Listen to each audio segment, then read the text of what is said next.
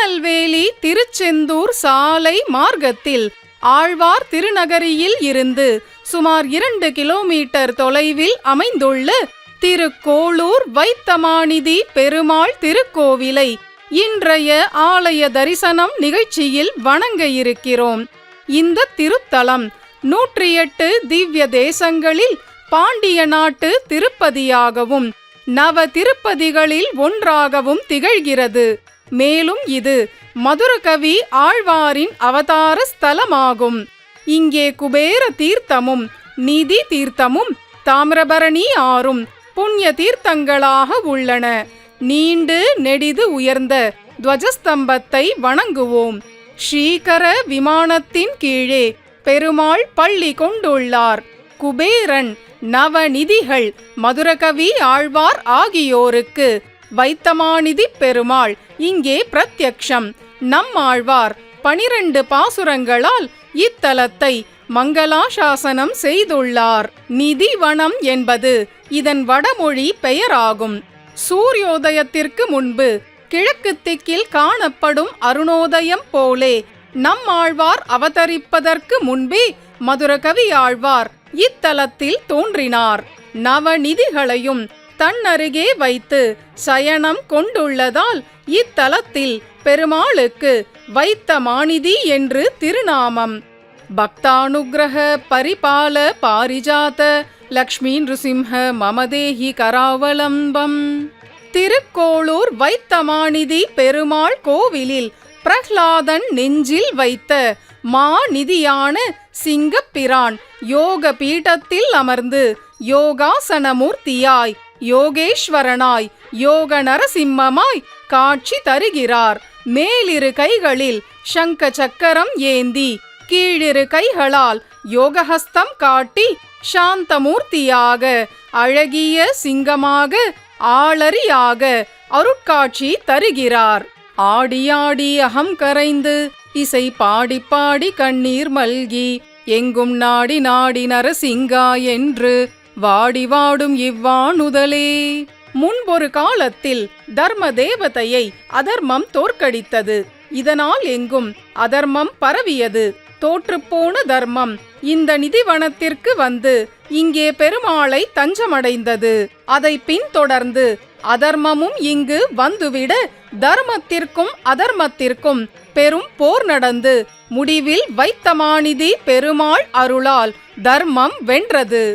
திவத்திலும் பசுநிறை மேய்க்கும் கற்றினம் மேய்த்த எந்தையான திருக்கோளூர் வைத்தமாநிதி பெருமாள் ஆனிரை செல்வங்களையும் ஆலயத்தின் கோஷ்டத்தில் வைத்து பாதுகாக்கிறார். கருடனுடைய அம்சமாக மதுரகவி ஆழ்வார் தோன்றிய இந்த க்ஷேத்திரத்தில் கருடாழ்வார் அஞ்சலி கையராக அமர்ந்த திருக்கோலத்தில் வேத பாகமான 2 சிறகுகளை விரித்து சுபர்ணோசி கருத்மான் என்று அருமறை ஏத்தும்படி அருள் புரிகிறார். குங்குமாங்கித வர்ணாய குந்த இந்து தவளானன விஷ்ணுவாக நமஸ்துப்யம் பக்ஷிராஜாய தேய் நமஹா. குபேரன் செல்வங்களுக்கெல்லாம் அதிபதி, யக்ஷர்களின் தலைவன். அவன் அலகாபுரியில் சுகமாக வாழ்ந்து வந்தான். ஒரு சமயம் அவன் சிவனை வழிபட கைலாயம் சென்றான். அப்போது அருகிலிருந்த பார்வதியை தவறான கண்ணோட்டத்துடன் பார்க்க இதை கவனித்துவிட்ட உமையவள் சினம் கொண்டு, நீ ஒரு கண்ணை இழந்து உருவம் விகாரமடைந்து நவநிதிகளையும் இழக்க கடவது என்று குபேரனை சபித்து விட்டாள். உடனே நவநிதிகளும் குபேரனை விட்டகன்று பொருணை கரையில் நீராடி திருமாலை துதிக்க இங்கே நவநிதிகளுக்கும் அபயமளித்து அவைகளை பாதுகாத்து அரவணைத்து பள்ளி கொண்டார் பெருமாள். நிதிகள் எல்லாம் இங்கே தீர்த்தமாடியதால் இங்குள்ள ஒரு புண்ணிய தீர்த்தத்திற்கு நிதி தீர்த்தம் என்று பெயர். சிவ பார்வதியரிடம் அபச்சாரப்பட்ட குபேரன் அவர்களின் சொற்படி சாப விமோசனம் வேண்டி தாமிரபரணி கரையில் திருமாலை குறித்து கடும் தவம் செய்ய ஒரு மாசி மாத சுக்லபக்ஷ துவாதசியில் வைத்தமாநிதி பெருமாள் குபேரனுக்கு காட்சி தந்து அவன் இழந்த செல்வங்களை எல்லாம் மீண்டும் அளித்து குபேரனின் ஏழ்மையை போக்கி அருளினார். ஸ்ரீராமானுஜர் இத்தலத்திற்கு எழுந்தருளிய போது இவ்வூரை விட்டு வெளியேற முயன்று வைணவியான ஒரு பெண் பிள்ளையை உடையவர் தடுத்து காரணம் கேட்க, அப்போது அவள் திருக்கோளூர் பெண் பிள்ளை ரகசியம் என்று 81 வார்த்தைகளை சொல்லி யதிராஜரையே வியக்க வைத்தாள். இத்தலத்தில் அவளது இல்லத்திற்கு சென்று திருவமுது உட்கொண்டார் உடையவர். பக்தர்களின் இடையூறுகளை போக்கும் விஸ்வக்சேனர் வரத ஆஹ்வான கரம் காட்டி சேனை முதலியாராக சேவை சாதிக்கிறார். திருக்கோளூர் வைத்தமாநிதி பெருமாள் ஆலயத்தில் ஆழ்வார்கள் கோஷ்டியாக மூலமூர்த்தியாக எழுந்தருளி உள்ளனர். திருமாலின் கல்யாண குணங்களில் ஆழ்ந்து ஈடுபட்டவர்கள் என்பதால் இவர்கள் ஆழ்வார்கள் என்று பெயர் பெற்றனர். பொய்கையார் பூதத்தார் பேயார் புகழ்மழிசை ஐயன் அருள்மாறன் சேரலர்கோன் துய்ய பட்டநாதன் அன்பர்தாள் தூளி நற்பாணன் நற்கலியன் ஈதிவர் தோற்றத்து அடைவாம் இங்கு. நம்மாழ்வாரை அன்றி வேறு தெய்வம் தெரியாத மதுரகவி ஆழ்வார் மூலவராக முத்தங்கி சேவையில் கைகூப்பு செய்கையோடு தன் அவதார ஸ்தலத்தில் நின்று அருள் புரிகிறார். சித்திரை மாதம் சித்திரை நட்சத்திரத்தில் குமுதன் என்னும் நித்யசூரியின் அம்சம் உடையவராக தோன்றியவர் இவர். செவிக்கினிய செஞ்சொற்களாலே கவிதை பாட வல்லவராகையால் மதுரகவி என்று புகழ் பெற்றார். 11 பாசுரங்கள் கொண்ட கண்ணினுன் சிறுத்தாம்பு என்னும் பதிகத்தை அருளி செய்தார். உற்சவர் மதுரகவி ஆழ்வார் விண்ணீல பட்டுடுத்தி கைத்தலத்தில் தாளமேந்தி வினீதராக காட்சி தருகிறார். இவர் புள்ளரையனான பெரிய திருவடியான வைனதேயரான பக்ஷிராஜரான கருடாழ்வாரின் அம்சம் உடையவராகவும் கருதப்படுகிறார். இந்த க்ஷேத்திரத்தில் ஸ்ரீ வைத்தமாநிதி பெருமாள் அருள்வாளித்திருக்கிறார். சிறந்த சிவபக்தனான குபேரன் சிவனை தரிசனம் பண்ணிட்டு பார்வதியை கடைக்கனால் பார்க்குறார். அதனால் கோபமுற்ற பார்வதி உங்ககிட்ட இருக்க நிதியெல்லாம் அவனை விட்டு மறைஞ்சு போகட்டும் அப்படின்னு சபிச்சிட்றார். அந்த சாபத்தை வாங்கிட்டு குபேரன் சிரமப்படுறார். அந்த நிதியெல்லாம் அவரை விட்டு மறைஞ்சி இந்த பெருமாள்கிட்ட சரணாகதி அடையுது. இதை தெரிஞ்சுட்டு குபேரன் இந்த பெருமாள்கிட்ட 1 மண்டல காலம் பூஜை பண்ணுறார். இங்கே தாமரை தீர்த்தத்தில் இந்த கோவில் அமைந்திருக்கு. இந்த தீர்த்தத்தில் தீர்த்தமாடி 48 நாள் இங்கே மடியாக பூஜை பண்ணி என் நிதியெல்லாம் எனக்கு கொடுத்துரு அப்படின்னு பிரார்த்தனை பண்ணுறார். இந்த பெருமாள் அந்த பிரார்த்தனைக்கு இறங்கி இடது கையினால் உள்ளங்கையில் மை போட்டு நிதி எங்கே இருக்குது அப்படின்னு பார்க்குறார். அந்த நிதி எல்லாத்தையும் தலையில் மரக்கால் வச்சு படுத்துட்டுருக்கார். அந்த மரக்கால் எடுத்து அளக்கிறார். அளக்கும் போது சொல்லிடுறார், நான் மொத்தத்தையும் கொடுத்துட மாட்டேன், என்ன அளக்கும் போது கீழே என்ன சிந்துதோ அதுதான் உனக்குன்னு சொல்லி அந்த என்ன கீழே சிந்துதோ அந்த நிதியை எடுத்துகிட்டு போய் தான் திருப்பதி பெருமாளோட திருக்கல்யாணத்துக்கு கடன் கொடுக்குறார் குபேரன். மிச்ச நிதியெல்லாம் வச்சுட்டு படுத்துட்ருக்கார். அதனால தான் பெருமாளுக்கு வைத்த மாநிதி, வைத்த அப்படின்னா வச்சுட்டு இருக்கிற, மான்னா செல்வம், நிதினா பெரிய, மான்னா பெரிய, நிதினா செல்வம், பெரிய நிதியை வச்சுட்டு படுத்துட்டு இருக்கிறதுனால பெருமாளுக்கு வைத்தமாநிதி அப்படின்னு பெருமாள் திருநாமம்.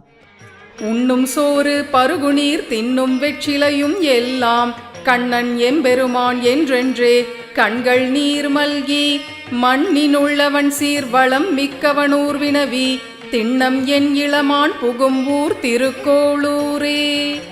இங்கே மூலவர் வைத்தமாநிதி நவநிதிகளை பாதுகாத்து செல்வத்தை அளந்ததால் மரக்காலை தலைக்கு வைத்து நிதி எங்குள்ளது என்று கையில் மை போட்டு பார்க்கும் தோரணையோடு புஜங்க சயனம் கொண்டுள்ளார்.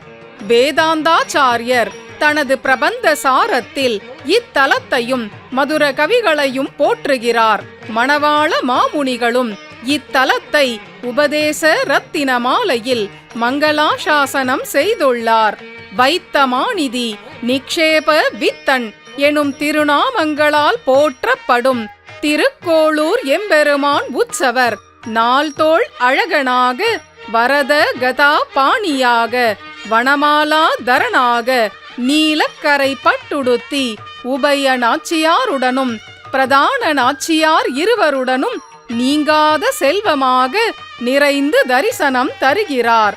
தர்மகுப்தன் என்பவன் 10 பிள்ளைகளை பெற்று வறுமையில் சிரமப்பட்டான்.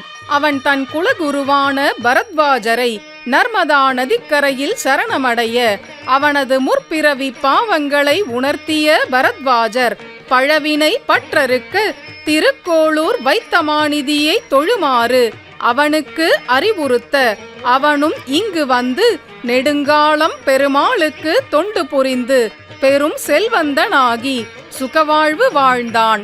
இழந்த செல்வத்தை மீட்டுத் தரும் பெருமாளாகவும் ஏழ்மையை போக்கி அருள் புரியும் தெய்வமாகவும் திகழ்கிறார் திருக்கோளூர் வைத்தமாநிதி. உபய நாச்சியாரில் திருமகள் விவித வண்ண பட்டுடுத்தி பத்மஹஸ்தையாய் பக்கம் நிற்க, மண்மகள் கதம்ப வண்ண பட்டணிந்து நீலோத்பலஹஸ்தையாய் நெருங்கி நிற்கிறாள். தனிக்கோவில் நாச்சியார் இருவரில் குமுதவல்லி தாயார் வானவில் வண்ண பட்டுடுத்தி சதுர்புஜ சுந்தரியாய் காட்சி தர, கோளூர் வள்ளி தாயார் பன்னிற பட்டணிந்து நாள்தோள் அழகியாய் அபயவரத கரம் காட்டி அருள் பாலிக்கிறாள். நம்மாழ்வாரின் அருளிச் செயலை சங்க பலகையேற்றி சிறப்பித்தவர் மதுர கவிகள். வடமொழி வேதத்திற்கு வியாசர் போலே நம்மாழ்வாருடைய தமிழ் வேதத்தை பரவச் செய்தவர் மதுரகவி ஆழ்வார். துவாபர யுகத்தின் இறுதி தொடங்கி நம்மாழ்வாரின் காலத்திற்கு பின் சிற்சில காலம் வரை வாழ்ந்திருந்தார் மதுரகவிகள். திவ்ய கவி பிள்ளை பெருமாள் அழகிய மணவாள தாசரும் 108 திருப்பதி அந்தாதியில் இத்தலத்தை பாடியுள்ளார். திருக்கோளூரில் செல்வ பெண்டாட்டியரோடு சேர்த்தியில் நிற்கும் வைத்தமாநிதியை வணங்கி நீங்காத செல்வம் நிறைய பெறுவோம். வைத்தமாநிதியாம் மதுசூதனனையே அலற்றி கொத்தலர் பொழில் சூழ் குருகூர் சடகோபன் சொன்ன 10 நூற்றுள் 10 அவன் சேர்த்திருக்கோளூர்க்கே சித்தம் வைத்துரை பார்த்திகள் பொன்னுலகு ஆழ்வாரே.